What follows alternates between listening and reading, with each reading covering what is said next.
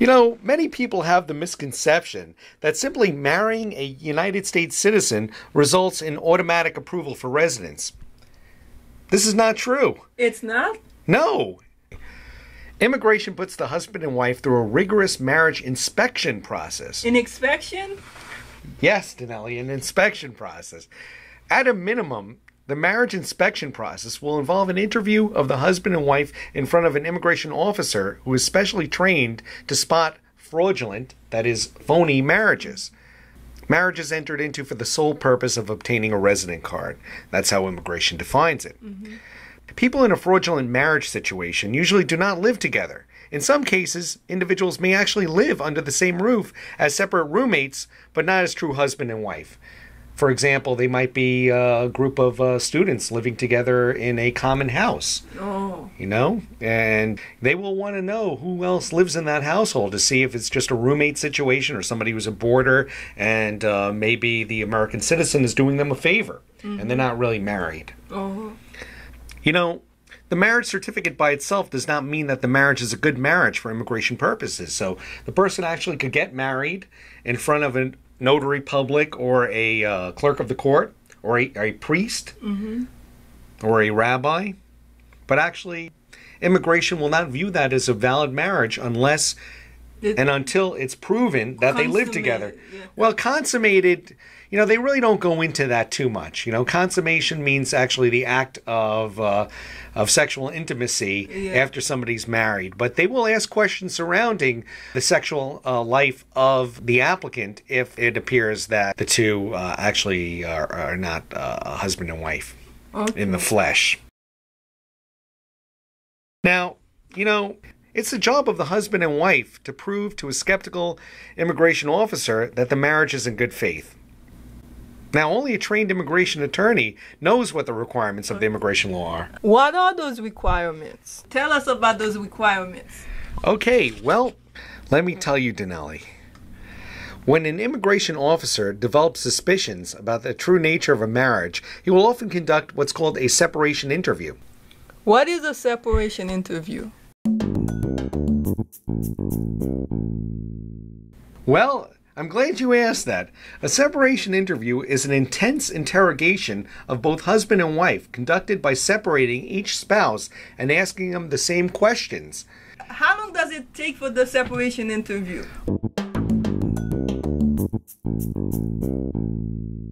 Well, that really varies. Usually the officer will spend about 45 minutes to an hour questioning each spouse separately. Sometimes the questioning could last much longer. In fact, it could go a whole day. What type of question is he asking? Well, whether the interview is conducted with both spouses in the same room or in a separation interview setting, the questions regarding the marriage will generally concern the beginnings of the relationship, the circumstances surrounding your wedding, and your everyday living arrangements and experiences together. I've attended many marriage interviews, and here are some of the questions I have heard again and again. This is by no means a complete list of every question that you may encounter at a marriage interview. It's just a sample, Denelli. Okay. Well, describe in detail the circumstances under which the two of you first met. So let's say you were married to somebody, Denelli. You would have to tell me what you did on your first date. How did you meet?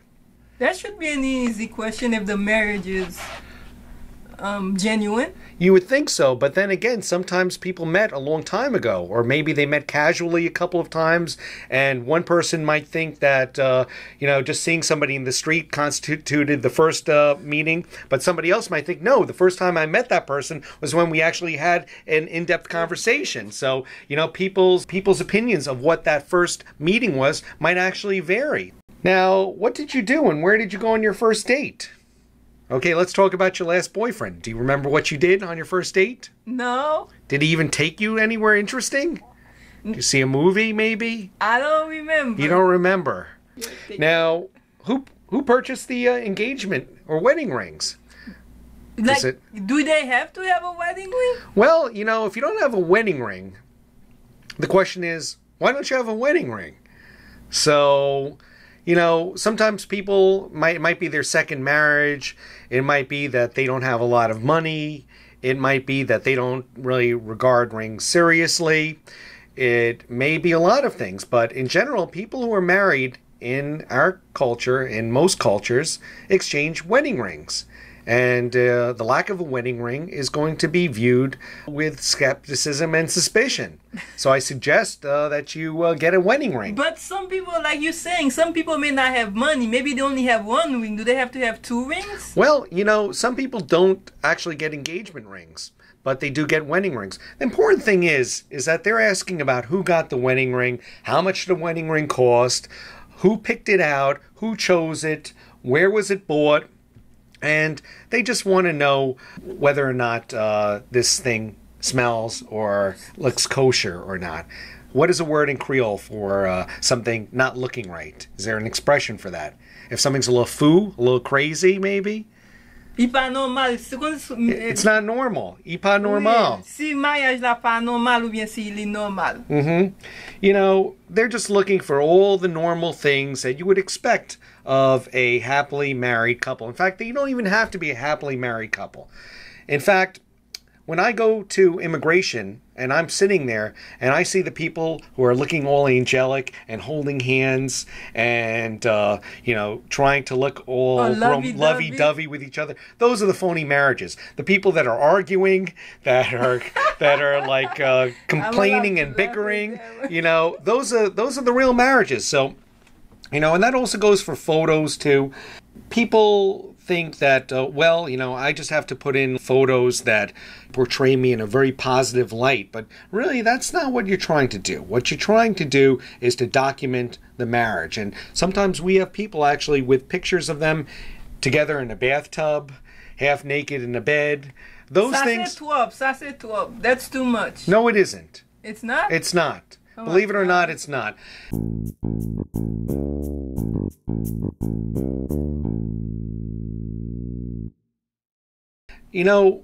People make the mistake of thinking that they're there to make a G-rated Disney presentation to the immigration officer. It's not like that, okay? So, whether you had, if you had sexual relations on the first night, you don't want to pretend that you didn't. You don't want to let modesty stand in the way of documenting your relationship. Okay. You don't want one person to say, oh no, we slept on the first date, and the other person, because they're modest, and they'll say something else.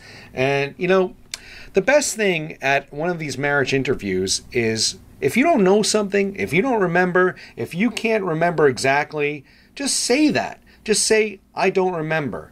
And sometimes the officer will say, well, when was it? Was it in April, May? Was it April 1st? Was it a Saturday, a Sunday? When did you first meet? If you really don't remember, just say you don't remember. Because the worst thing you could do is guess, and then is lie or guess. And the other person gives a different answer. The same thing goes for sometimes you have a spouse that will say that they got somebody a present when actually they didn't get them a present for their birthday. So the immigration officer will say, what did you get her for her birthday? And she'll say, he didn't get me anything.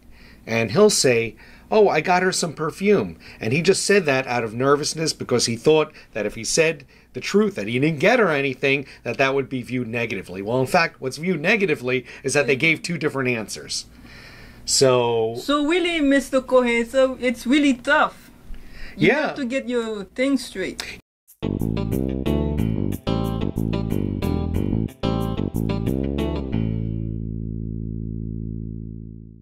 Oftentimes I find that men actually have, I don't know what it is about the way men think. I think women catalog and record everything that happens in a relationship. It's like it's built into your DNA. Whereas men, we're a lot more, I guess we're focused on other things. We're playing it more fast and loose. We barely remember our kids' birth dates, But women seem to be a lot more precise when it comes to who purchased what, whether there was a gift, who was at the ceremony. But so the husband might need some extra training.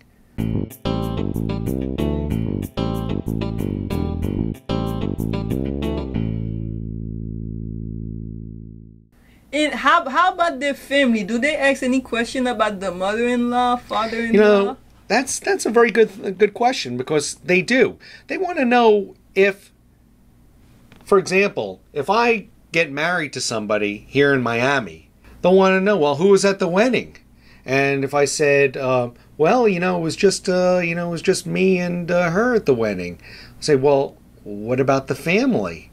Where were they? What's the explanation as to why you don't have the family there? Was there a reception after the wedding? Let's say you just got married at a courthouse. Well, where was her side of the family? If one entire side of the family is missing, and they're not in some foreign country and don't have visas to come here, the immigration officer is really going to want to hear the reason why. Why is that person not here? Why didn't you meet the wife? Maybe they don't like. Maybe the wife. Maybe the wife doesn't get along with her own family. So the in-law, so the husband's never going to meet the in-laws. Maybe they talk to her on the phone, but a lot of times that is the explanation. Why didn't you ever meet any of the in-laws? Well, she doesn't get along with them. That's why. And that's normal. Well, I don't know how normal that is, but that certainly is an explanation.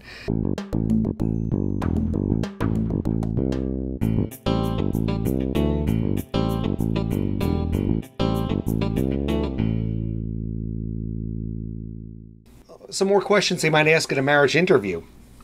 What about the house? Again, this is something that a wife might be more aware of. Well, what color are the bath mats? What side of the bed do you sleep on? And and that's a lot of times people get confused. So you need to really ask the officer, if they're asking you what side of the bed do you sleep on. Well, let me think. If I'm lying facing the ceiling with my head against the wall, which way would my left arm be? Would that hit my sleeping partner?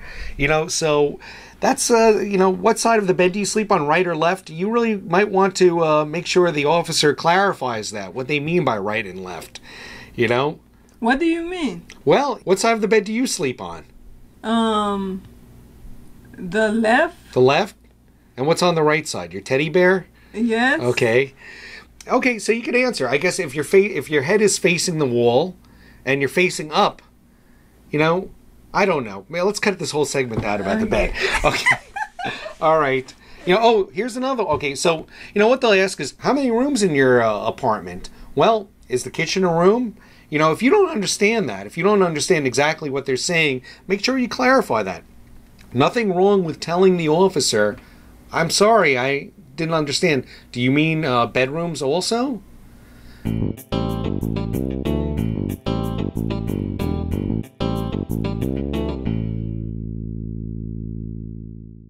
Here's another point I want to mention to the listeners. If you're not fluent in English, you might be 90% there. Even if you're 90% there, I would bring an interpreter with me. It's like me and my Spanish. I hear, but I can't speak. Exactly. But I'm talking about even people who could actually speak Denali. People who speak the language. You don't want to go there with a kind of a half-baked understanding of English. Because if you do that, the officer will ask you a question. You don't understand you think you understand the question, but you don't understand the question. You give an answer.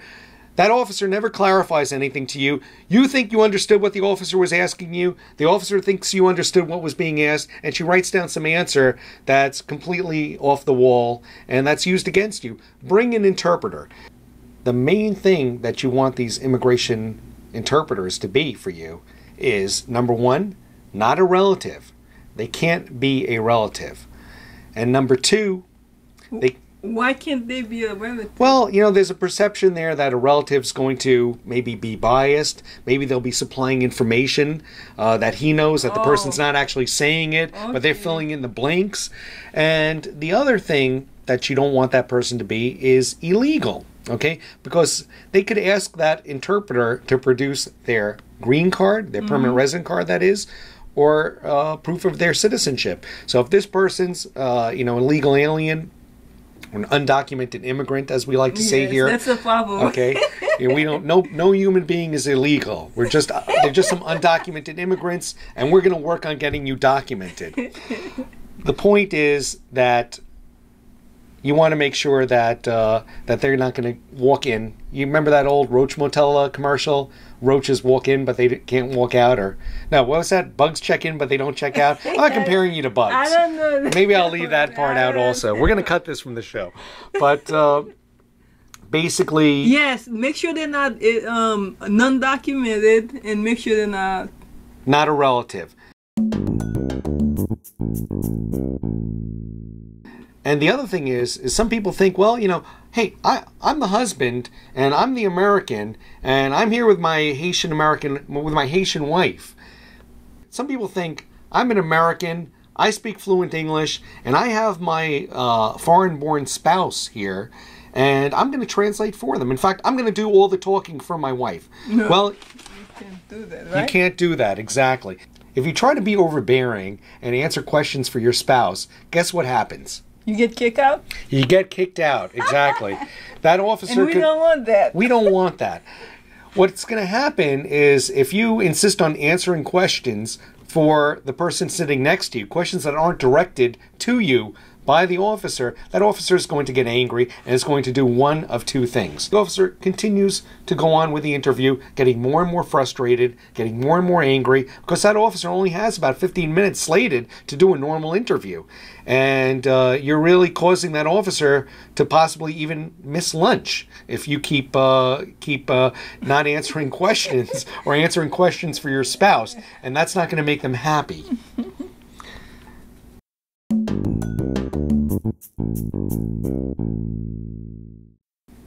Here's another question you hear a lot, and people are ill-equipped to answer this. And you'll find this question amazing. You'll find it amazing that people don't know how to answer this question correctly. I'm going to ask you that. You tell me what your answer would be if you were in a happy relationship, or even if you weren't. If you were married to somebody and going into an immigration interview. Why did you marry your husband? We fell in love. Ding, ding, ding, ding, ding, ding, ding. That's right. That's right. You'd be surprised how many people get stumped on this one. It's incredible. You know, it's like... Why else would you marry if you're not in love? Well, you know, unfortunately, there's a lot of chicanery going on. A lot of, what's the word for nonsense in Creole? Simagri? There's a lot of simagri going on in immigration, and unfortunately, because of all the simagri that's going on, the immigration officers are going to be very suspicious of anything that comes out of your mouth, especially things that sound a little pas normal, you know? Abnormal. When they ask this question, what are the common bad answers people would give? A common bad answer would be like a very rambling answer, an answer that goes on and on. I was here, and she was here, and I wanted to stay here with her, and she was, you know, we wanted to be together, so I married, so she's filing for my immigration papers, and, you know, it just like, you know, what is that? If I'm there if I'm actually sitting there, I'm different than a lot of immigration lawyers, because I will step up and defend you if you start getting into trouble. Okay? I don't care what the officer thinks of me. I need that officer to approve the case. And if you start answering questions in a way that is damaging to your case, I'm not going to sit back and let you dig your own grave. I'm not going to witness your own funeral and play a dirge there. I'm going to help. Okay? And the way I help is I step in.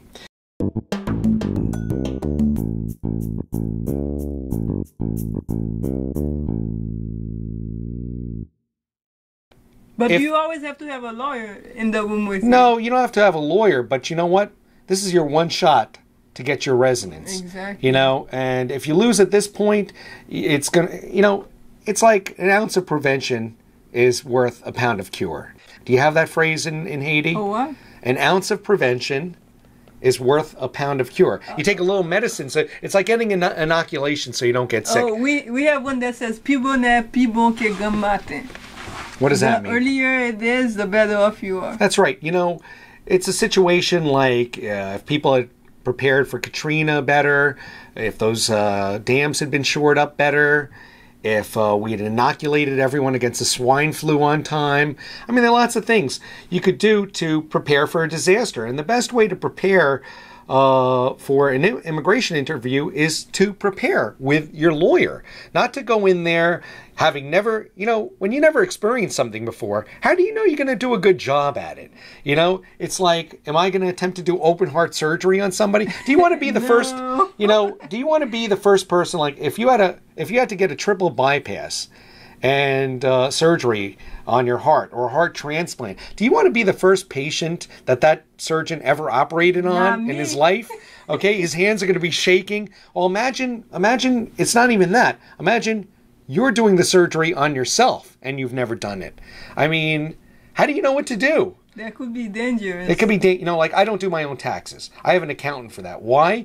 Because I know tax law is very complicated, and I know that if I make a mistake, I could get in big trouble. And I don't want to get in big trouble. Exactly. So that's why I leave it to a specialist.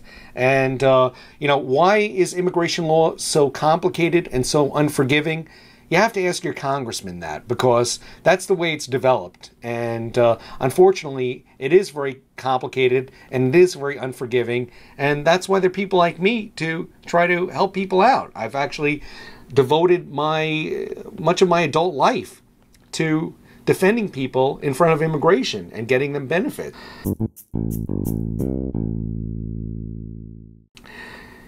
Here's another thing that I just want to share with the listeners, because I've seen this a lot also, which is people get married and then they move around a lot. People move around in South Florida. We live in a very transient kind of community. People used to live in the same neighborhoods for years. Mm-hmm. They'd live in their parents' house. You'd have many generations living under the same roof. It's not like that anymore.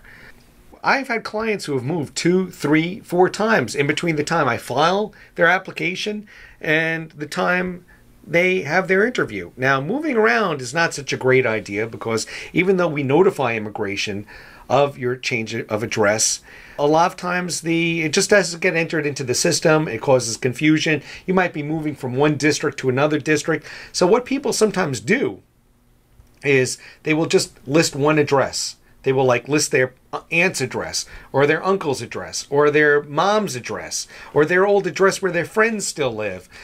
None of that's a good idea. Why? Even though it's great to have a single mailing address and it makes sense, especially considering how disjointed immigration is, how inefficient and ineffectual they are, the fact of the matter is, when you go into your immigration interview and you're listing one address, yet you had 2 other addresses that you're not disclosing to them, the immigration officer, when they do a background check on you and see that you registered a car at this other address and you filed your taxes at some third address, but yet you're listing immigration, your address for immigration just at the first address, it's going to look weird, okay? And you know what? Anything that looks weird, the officer is not going to puzzle over it. The officer is not going to sit there and think, okay, let me think about how I could resolve this in a way that I am giving the applicant the benefit of the doubt. They don't go through that process. They just said, you know what, this looks weird, I'm denying it. So, folks, word to the wise, make sure you report all your address changes to immigration, and don't try to pretend that you're living one place when you're living somewhere else, because that's going to come back to haunt you.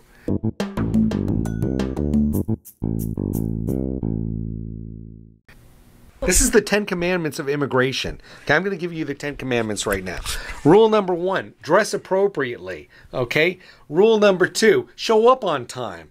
Rule number 3, bring all your documents. Rule number 4, make sure you have original documents. Rule number 5, this is pretty good. I'm on a roll here. I should write this stuff down. Rule number 5, always have an experienced immigration lawyer at your side every step of the way. I think that's we should elevate that to commandment number 1. Commandment number 6, make sure you pay your attorney on time. Oh, let's talk about something else. I didn't mention this. The immigration officer is going to ask about the day of your wedding. They're going to want to know what you did when you woke up. They're going to want to know who had what for breakfast, how you got to the wedding. I don't remember stuff like that. But, Mitch, you don't remember stuff like that. Well, you may not remember it, but you may remember where you ate your breakfast. Did you eat breakfast at home? Did you go to Denny's? What did you do? Were you in the same house? The day of the wedding, because the theory is that people who aren't really serious about their wedding, whose wedding really is just a sham to get immigration benefits, maybe the two of them will just, they'll go to work, they'll take their lunch break, they'll go down to the courthouse, they'll get married, then that person they go back to their respective jobs, and they do nothing to recognize the marriage. Okay, so they will want to know about the wedding date. Because in a marriage that's a funny marriage, a weird marriage, those marriages oftentimes will be very insubstantial events. They will be just very run-of-the-mill, glum. Anyways, the fact of the matter is, be prepared to talk about your wedding from the time you woke up to the time you went to bed. Okay? Very important, folks. Just letting you know.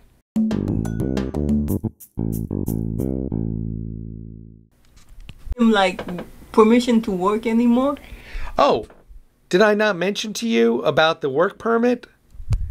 Oh, let me tell you. Speaking of work permits, you should get the work permit within 90 days of applying for your permanent resident status. If they approve you. No, that's not if they approve you. The work permit is incidental to having the application pending. So as long as the residency application is pending, you're eligible to apply for a work permit. So generally the application for the work permit is filed at the same time as the application. And within about 90 days, you should get your work authorization card, which is good for 1 year. But once you get your permanent resident card, that will supersede the work permit. You will use that as proof of your status and proof of your employment eligibility.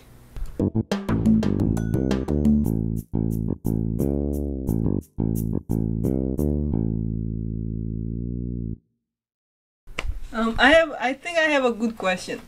I'll decide that.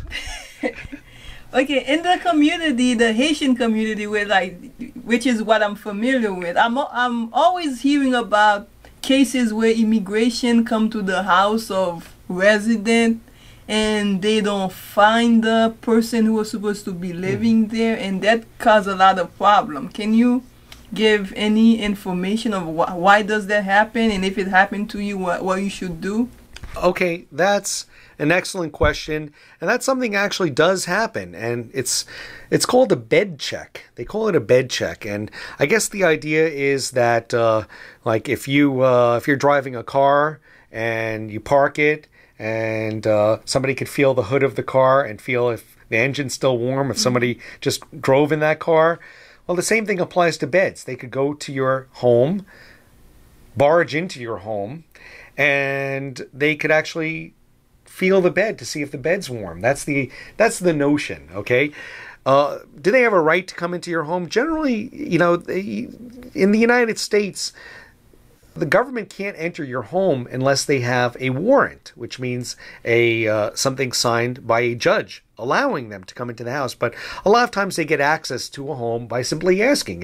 If for instance, if an immigration officer shows up with the Broward Sheriff's Office and says, "Can we come into your house? May we come into your house?" If you say yes, well, you've just invited them in.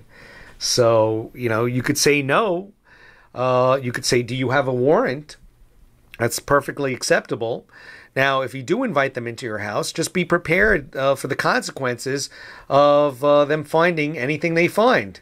If there's something in your house that you would rather they not know about, then I suggest you don't invite them into your home. So the point is, you can't say no. The point is, you have a choice to say yes or no.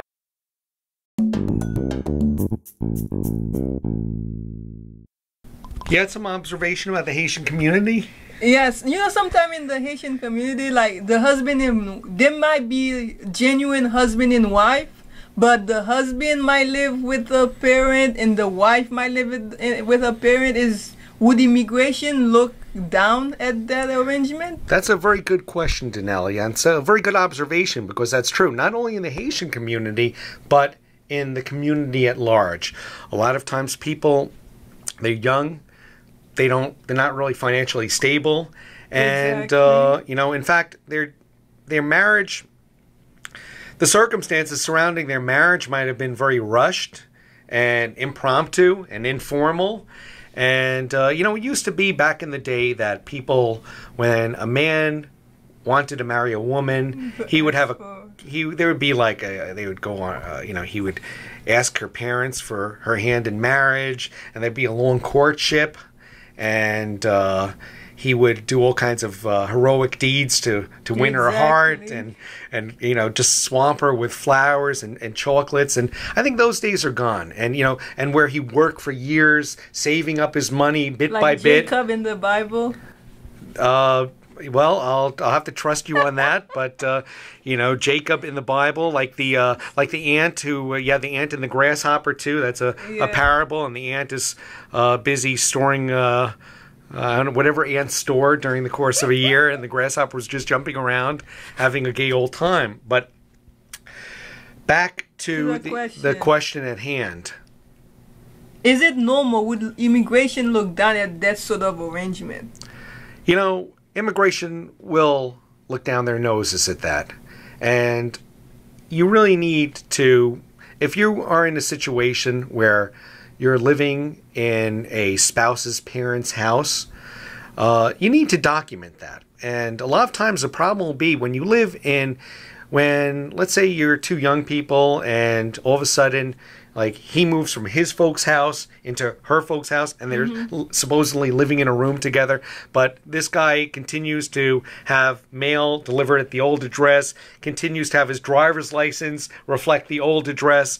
There are no utility bills in either of their names. There's no bank statements, or the bank statements, he might have his old bank account reflecting his address, and she has her own reflecting her address. It's terrible. And, from the time you might have a situation where people get married, they then apply for residence. Maybe they get married on a Sunday, apply for residence next Thursday, and they're in a situation where they're going to be interviewed in about 6 months. It goes pretty quick now. So you got 6 months to get your stuff together. And one of the major problems that happens when people go into these interviews is they haven't bothered getting any documents, or they have a very limited amount of documents reflecting that they live together. When you say document, Mr. Cohen, what type of document are you talking about? Well, let me tell you what kind of documents I'm telling you. Wait, it sounds too nasty there. Yeah. Let me tell you. Yeah, Danelli, we're going to go through that. And again, let me tell the listeners that this list is not all-inclusive. You might have these documents. You might have other documents that I'm not mentioning. Basically, the point is to establish that you live together as husband and wife. One of the main things that one of the worst things that you could do at a marriage interview is you walk in there, and the first thing the immigration officer does says, "Could I please see your IDs?" You both whip out your Florida driver's licenses, and they show different addresses because one or both of you did not bother to go to the DMV and update the address. Okay. So that's a must. You must update your address. Well, it's going to look, you actually have a legal obligation to change your address on your driver's license within 10 days of any address change. So you're legally obligated to do that, and your failure to do that is going to look odd to the immigration officer. That's, you're really starting things off on the wrong foot. It's like if you go on well, hold on. What's a good metaphor for that? Like starting something off on the wrong foot. It's like if I just meet somebody and they extend their hand out to me to say hello, and I like spin in their face. Oh. That's what it's like, okay? It's just you set the whole, it's like everything's going to go downhill from there. Because the next thing is going to be, the officer is going to ask you, what is your address? Where do you live? And then they'll say, why don't you have your driver's license? Why does that reflect a different address? And your answer would be, well, I didn't get it done yet. That's not very impressive to the immigration officer. So you don't have to do that right after you get married. You can do it along the way. In fact, that's a good question. You might not be able to do that immediately after you get married. Why? Because you're out of status. So if I'm the immigrant and I'm out of status, I have to wait till I get my receipt notice from immigration. Once I get my receipt notice for the residency, I will be able to take that to the Department of Motor Vehicles, and they will give me a driver's license for a year. And I will be able to tell them my address. Now, if it's a fact that my U.S. citizen spouse has moved in with me, and not the other way around, if I didn't move, if I'm the immigrant and I didn't move, but the U.S. citizen spouse moved to live with me. Oh, okay. Then it would be, they could do that immediately. They don't have to wait till we get a receipt from immigration. But the husband or the wife, whoever is the immigrant, have to wait. That's right. But they only have to wait till you get the receipt. And you should get the receipt within a month. Oh. Okay? With the receipt notice for the immigration application or the receipt notice for the I-130 visa petition, you could go to the Department of Motor Vehicles. You could set something up. So if you live together with your mom and dad, I mean, it would be a good idea to get your own place or get your name. At least have your, let's say your mom and dad are renting an apartment. You know, well, why don't you have the lease amended to reflect that there are two more people living in the household there? That would be a good idea. Another good idea is to get utility bills in your name, in both your names, joint bank account.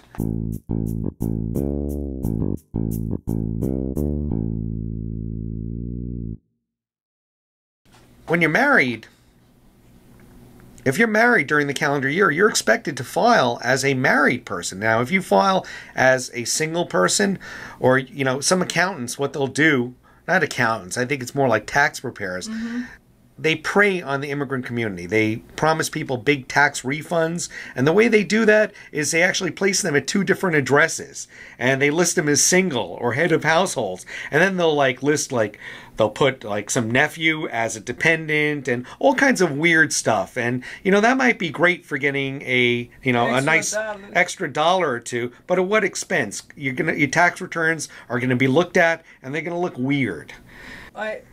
You're talking about tax returns. Does immigration look at it? No. Do they have to do that right after they get married? My question was, how soon after they get married do they have to file their income tax status? You know, I really suggest that if you are intending to apply for immigration benefits or you do intend to sponsor somebody, that you have a CPA, that's a certified public accountant, take a look at your taxes to make sure everything's in order. Now, I'm not a tax lawyer, I'm not an accountant, but if you are married during a calendar year, so for example, if I marry somebody December 1st of 2008 and now it's April of 2009, well, I'm not going to file as a single person for 2008 for my taxes. I'm going to file as a married person, or married filing separately, married filing jointly. There's some other categories that may apply, but generally those are the two that, if something's other than that, an immigration officer will want to know, why did you list yourself as a single person if you were married? And that applies for a lot of things. Even when you're working for an employer, you get your W-2s, or you get your pay stubs, your earning statements, and they might reflect that they're withholding for a single person. You need to tell your employer, hey, I'm married now. You know, you need to fix that. You don't want things listing you as single when you're married. Why? Because immigration is going to take the view that your marriage is a sham, that it's not a real marriage, that it was a marriage just entered into to get a green card. Know what I'm saying? Yes. You were saying, Mr. Cohen, if they marry, say they marry like in 2005, do they have to, they married like August 2005, do they have to change their status like by October or September before they file taxes for 2008? What do you mean change status? On the W-2, like you can file as single or married. You know, what I suggest is when you get married, and again, I'm not talking today about what You're not a tax expert. Yeah, exactly. I mean, don't come back to me and say, hey, Mr. Cohen, I did everything you suggested, and now I owe like, $10,000 more in taxes. Thanks a lot, Mr. Cohen.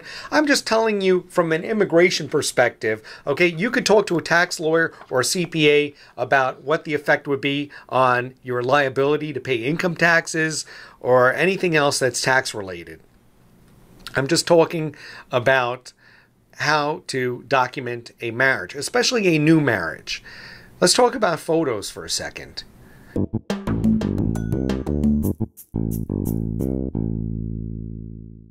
Photographs. You know, we live in a very photogenic society these days. People have cell phones with cameras on them. They're disposable cameras.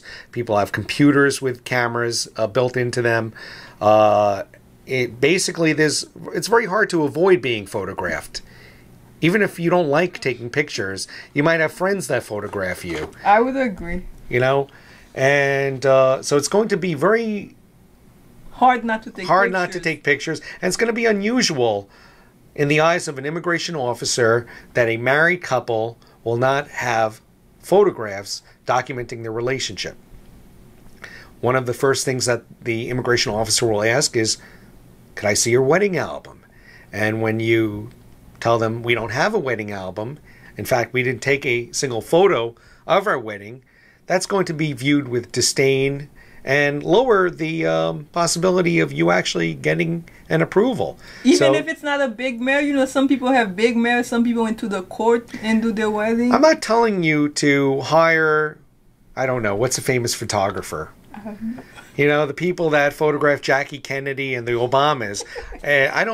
I'm not suggesting that you have your wedding professionally photographed or that you have a huge wedding that costs $80,000.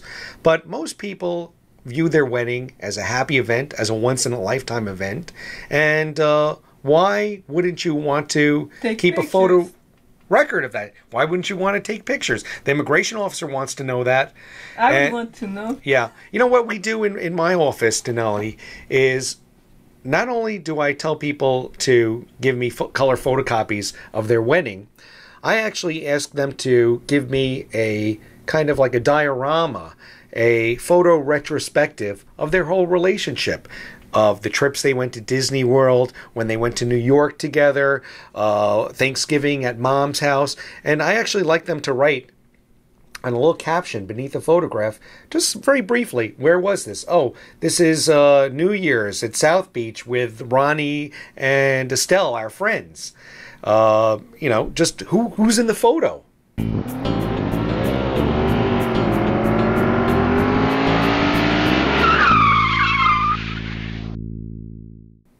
Okay, here's another one.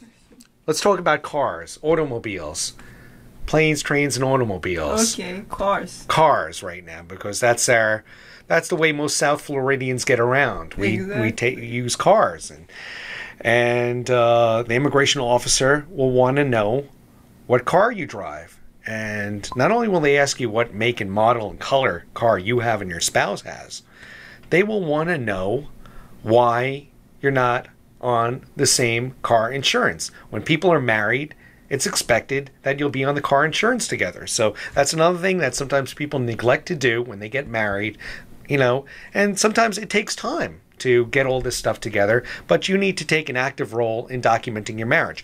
The more documents you bring, the easier time you'll have. If you show up to the interview disorganized with your documents all crumpled up in a Publix plastic bag and you dump that onto the desk of the officer is not going to be happy, and he's going to want to share that unhappiness with you. He's not going to want to reserve all those feelings of ill will to himself. He's not going to keep that bottled up.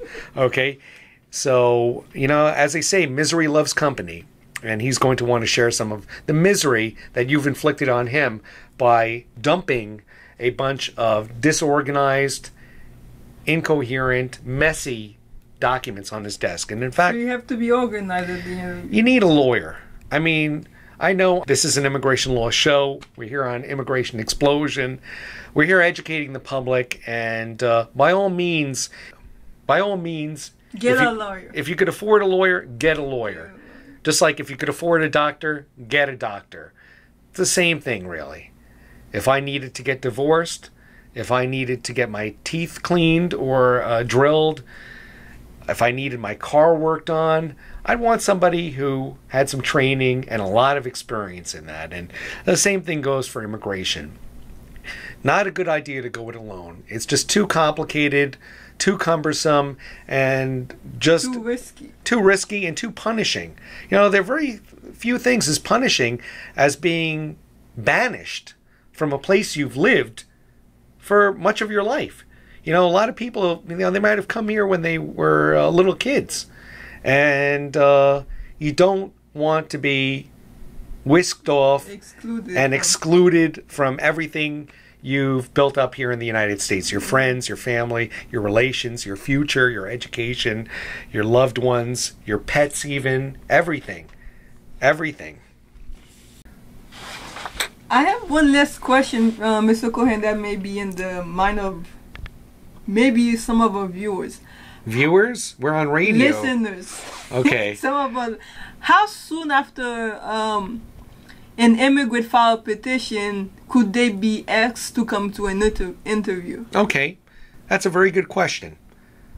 Let me tell you what it is for Miami. You file the application. Well, if we're talking about a spousal petition filed by a U.S. citizen spouse for you, the time frame is usually about 6 months right now. It's going pretty fast. So you file the application. Within a month, you'll get a receipt. You could take that receipt to the DMV, to the Department of Motor Vehicles, to get a driver's license. Then you'll get a fingerprint notice. You'll go to an application support center, get fingerprinted, and then beyond that, you will get an interview notice, maybe a week or two, even a month prior to the interview. And then you'll be interviewed.